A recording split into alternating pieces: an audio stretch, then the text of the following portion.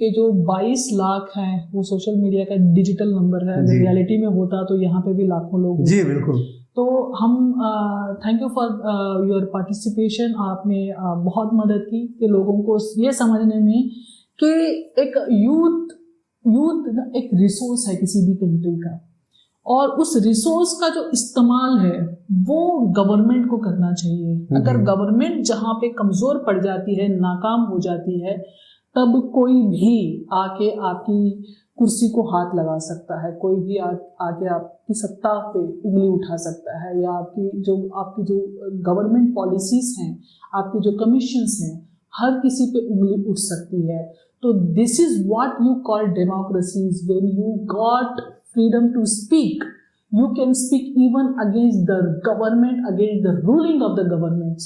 तो कहीं ना कहीं जब आप गवर्नमेंट के जो पॉलिसीज और पॉलिसीज का जो इम्प्लीमेंटेशन अगर वीक हो, कहीं ना कहीं वो लोगों को बेनिफिट ना दे रहा हो, या लोगों तक पहुंच नहीं रहा हो, या करप्शन जैसी चीजें, या बहुत इग्नोरेंस जैसी चीजें, या सोसाइटी में मैनिपुलेशन जैसी चीजें अगर सोसाइटी में इंजेक्ट हो जाती हैं, तो definitely you have to face these kind of crisis which emerges from within the country and as well as it has been supported from outside the country. So ultimately bottom line of this entire situation is it shows your democracy and the rules regulations of your government. It is somewhere damaging your own society. That is where you get some like extreme kind of revolution इस तरह के। तो हमारा जो youth है उसको भी समझना चाहिए कि आपको किस डायरेक्शन में जाना है, आपकी जो लीडरशिप है क्या वो आपको सही डायरेक्शन में ले जा रही है, क्या वो वैसी पॉलिटिकल पार्टी नहीं बना रही जो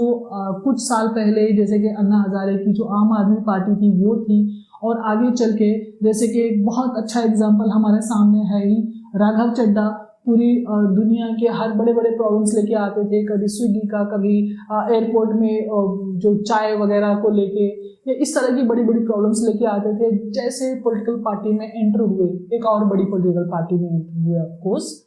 वहां पे उनको अपना फायदा नजर आया, तो आजकल नजर भी नहीं आते। जबकि नीट और सीबीएसई आपके सामने, आंखों के सामने आया भी,